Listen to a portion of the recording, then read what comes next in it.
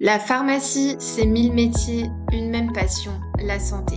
Découvrez-les avec l'Académie nationale de pharmacie. Aujourd'hui, nous accueillons Frédéric, radiopharmacien. À travers son parcours, il va répondre aux questions que vous vous posez sur la radiopharmacie pour vous inspirer, vous informer et peut-être aussi vous donner envie de rejoindre ce domaine innovant. Merci d'être venu, Frédéric. Peux-tu d'abord te présenter? Donc, je me prénomme Frédéric, je suis radiopharmacien, j'exerce au CHU de Bordeaux et j'ai la chance de piloter la radiopharmacie du CHU depuis maintenant 2 ans. En parallèle de mon activité hospitalière, je suis actuellement vice-président de la Société française de radiopharmacie. Et auparavant, j'ai eu la chance de la présider pendant 7 belles années. Nous aimerions maintenant comprendre, Frédéric, pourquoi la radiopharmacie. La radiopharmacie, bien dire vrai, c'est un métier que je ne connaissais pas du tout en me lançant dans les études de pharmacie. J'ai débuté mes études de pharmacie à l'université d'Angers. Donc là, à aucun moment on a évoqué la radiopharmacie. J'ai débuté ensuite un alternat en pharmacie hospitalière dans l'interrégion sud-ouest, qui comprenait à l'époque les villes de Limoges, Bordeaux et Toulouse. Et là, dès mon premier semestre, j'ai eu la chance et l'opportunité de découvrir la radiopharmacie. Ça m'a tout de suite plu.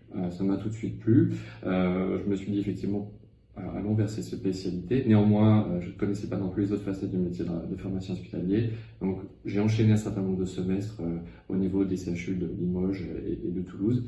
Mais néanmoins, c'est ce choix qui s'est révélé être la bonne direction pour moi. Et donc, j'ai choisi cette spécialité. C'est une spécialité qui regroupe toutes les facettes du métier de pharmacien, finalement. Une surspécialisation sur des médicaments dont on est les seuls, finalement, à connaître l'ensemble des caractéristiques. On interagit directement avec les médecins nucléaires. On a un environnement à nous et c'est ce qui me plaît. Concrètement, à quoi ressemble ton quotidien? Peux-tu nous décrire une journée type? Eh bien, en radiopharmacie, nous n'avons pas de journée type. C'est valable pour moi, c'est valable pour mes collègues au sein même du même service de radiopharmacie. Notre activité en radiopharmacie, elle va reprendre l'ensemble des missions de la PUI. On peut les exercer dans notre quotidien de manière hebdomadaire. Par exemple, faire des marquages cellulaires, marquer les cellules des patients en vue d'examen diagnostic et leur administrer, des préparations classiques, pharmaceutiques, techniciens, gallium, etc. Produire des médicaments innovants pour la recherche clinique, pour au contraire aussi d'autres cadres comme l'accès compassionnel, l'accès précoce, pour effectivement apporter cette innovation aux patients. C'est également du management de nos collègues pharmaciens, des étudiants, mais aussi de nos collaborateurs, les préparateurs en pharmacie hospitalière, les manipulateurs radio. La part universitaire aussi très importante, formation, enseignement, mais également toute cette activité de recherche cellulaire, animale et également clinique. Alors notre planning, on ne le définit pas tout seul, c'est aussi la force de la radiopharmacie. On travaille toujours en collaboration avec finalement l'autre facette de la même pièce qui est la médecine nucléaire. Donc c'est vraiment un travail en partenariat avec ces imageurs, mais aussi ces thérapeutes nucléaristes que sont les médecins nucléaires et avec qui nous partageons notre quotidien. Si l'on sait la radiopharmacie en pleine mutation, comment tu perçois, toi, cette évolution de ta profession? La radiopharmacie et la médecine nucléaire sont aujourd'hui en train de connaître une évolution très importante avec ce qu'on appelle le theranostic, c'est-à-dire qu'on fait une imagerie diagnostique qui nous permet de déceler une pathologie et ensuite on va traiter ce que l'on a vu. Donc on a un essor très important de l'activité thérapeutique. Au départ, mes collègues étaient surtout des imageurs, désormais c'est davantage des thérapeutes nucléaristes. Et donc on a vraiment un essor très important de cette radiothérapie interne vectorisée. Ça les impacte eux, mais ça a également un impact très important sur la radiopharmacie.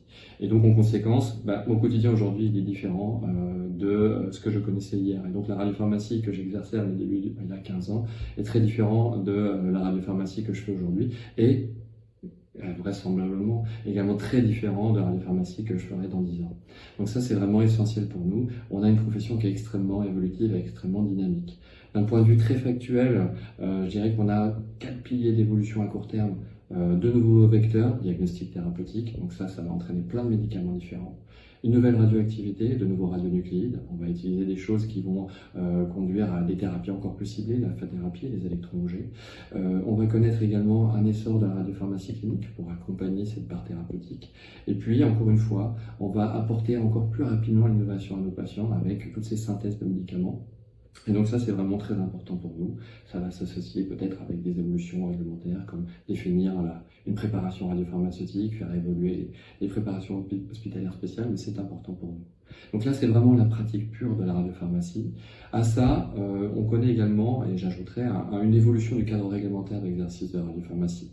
La radiopharmacie, désormais, grâce aux autorisations d'activité de soins, est en train de quitter le cadre exclusif de la pharmacie à usage intérieur et désormais nous sommes en mesure d'aller exercer chez nos collègues médecins nucléaires libéraux au sein des centres libéraux de médecine nucléaire.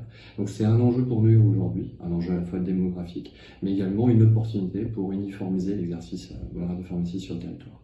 Donc c'est extrêmement enthousiasmant, c'est une évolution que l'on vit chaque jour au quotidien. Pour finir, si tu devais choisir 3 mots pour qualifier ton métier, lesquels choisirais-tu? Je dirais avant toute chose la polyvalence, ça traduit réellement notre pratique au quotidien. L'innovation, encore une fois, elle est galopante en radiopharmacie. Je dirais le theranostic, puisque c'est une évolution qu'on connaît aujourd'hui et qui va bouleverser la médecine nucléaire et la radiopharmacie à l'avenir. Donc voilà les 3 principaux, et je dirais, j'ajouterai un 4e, l'enthousiasme, parce que moi je trouve ça tout à fait passionnant, ces différentes évolutions.